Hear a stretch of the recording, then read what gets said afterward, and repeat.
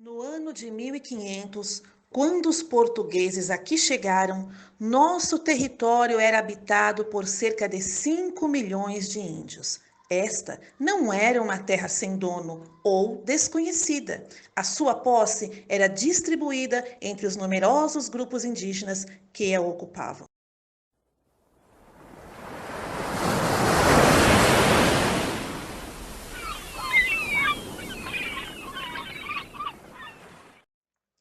Cada tribo indígena possuía sua língua, seu líder, em grande maioria pajés, seus costumes e crenças, e a ausência da propriedade material.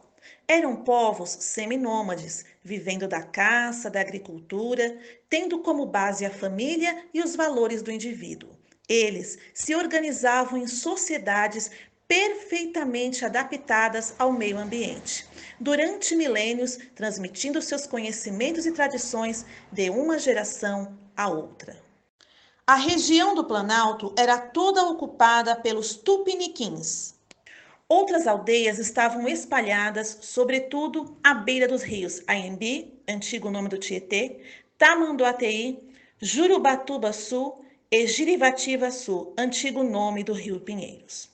Quando os jesuítas chegaram, havia 12 aldeias. Por ocasião da chegada, os colonizadores foram identificando estas: Carapicuíba, Guarapiranga, Ibirapuera, Jurubatuba, Girvaltiba, Piratininga e Uraruí.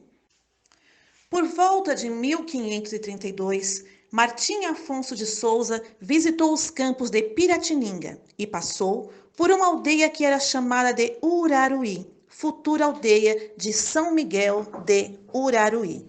A velha aldeia era a sede dos índios guaianazes, liderados por Piquerobi, irmão do cacique Tibiriçá, pai da Índia Bartira. O padre José de Anchieta trabalhou para que o agrupamento de índios de Uraruí alcançasse o título de aldeia, depois de sua ajuda na fundação da vila de São Paulo de Piratininga, em 1554. Após diversas viagens, ergueu a pequena capela dedicada a São Miguel. Com o progresso, os índios aravam, semeavam e colhiam, com isso atraindo os índios do sertão. Mas isso atiçou a cobiça do homem branco. Ao redor da capela nascia o povoamento de São Miguel, como a primeira nomeação de uma autoridade civil. A primeira capela foi construída por volta de 1560.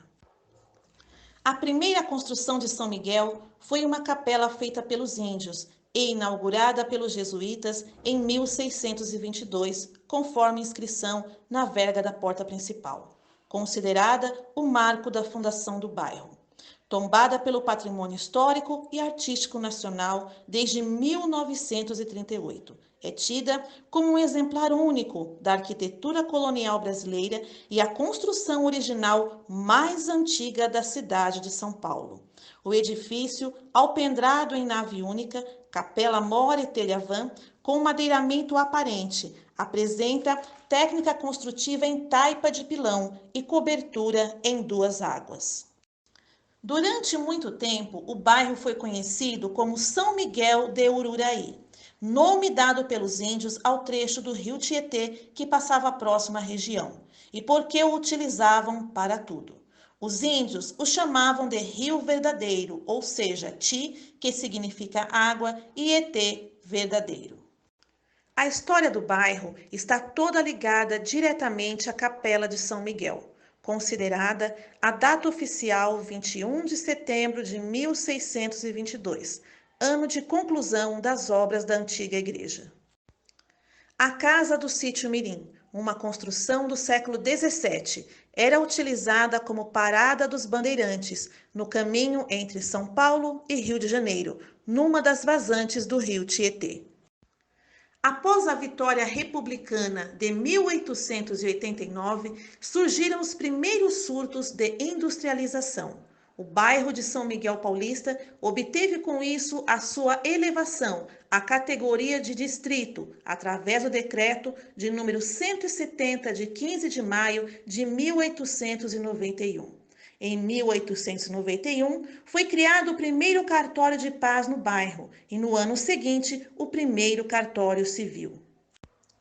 Em 1920, foi construída a estrada São Paulo-Rio, que colocava o bairro no circuito interestadual. Esta é a atual Avenida Marechal Tito. Inauguração da estação de trem em 1926, operando em 1934. O bairro progredia, porém, a população só poderia ir para o centro da cidade utilizando o trem ou a Maria Fumaça, como é conhecida nos dias de hoje, que era o único meio de transporte da época que levava muitas pessoas.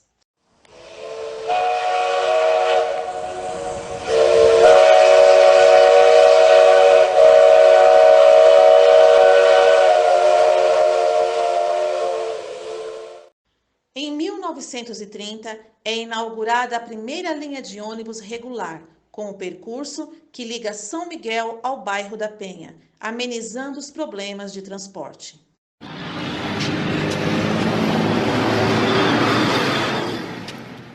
A chegada da Companhia Nitroquímica do Grupo Votorantim em 1932 gerou desenvolvimento para o bairro e trouxe grande migração de nordestinos. No ano de 1938, foi inaugurado o Grupo Escolar São Miguel Paulista, situado à Rua Tenente Fernando Luiz Lobo, que se tornaria o Grupo Escolar Carlos Gomes. No mesmo edifício, seria inaugurado em 1953 o primeiro ginásio noturno estadual, Colégio Estadual e Escola Normal Professor Francisco Roosevelt Freire. Em 1944, o nome São Miguel de Ururaí foi alterado para Baquirivu. Após intensos protestos da população, em 1948, o nome do bairro passou a ser São Miguel Paulista. Na década de 50, a presença de nordestinos se multiplicou, consolidando a ideia de que o bairro era a terra dos nordestinos em São Paulo. Muitos chegavam nos famosos caminhões paus de arara, e nas vilas crescia o número de casas do norte e grupos de forró, tocando nos bares e barbearias. Conquistaram espaço e respeito através da força de sua cultura, do suor do seu trabalho, dedicação ao grupo e à família. Até mesmo a asa branca bateu asas do sertão. Em 1956, a Escola Arquiteto Luiz Saia inicia suas atividades como Escola Mista de São Miguel Paulista. Em 1958, é inaugurado o prédio atual com o nome de Escolas Agrupadas de São Miguel Paulista. Projetada em 1956 como Conjunto Educacional Dom Pedro I, inicia suas atividades em 1960 como Escola Estadual Dom Pedro I, primeira escola unificando ginásio, grupo escolar e pré-primário.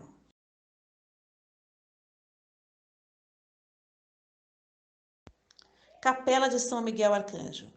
O padre Aleixo Monteiro Mafra foi pároco de São Miguel Paulista, na Capela dos Índios e na Nova Matriz, cuja construção foi iniciada por ele em 1950.